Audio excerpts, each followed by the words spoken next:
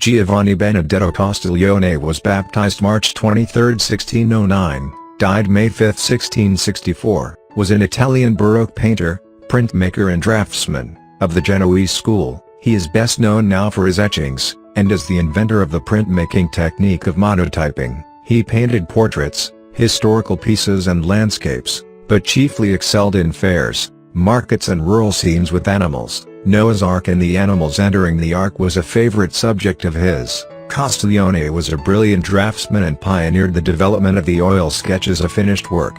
Previously they had been used only for working studies for another finished piece. For example by Rubens.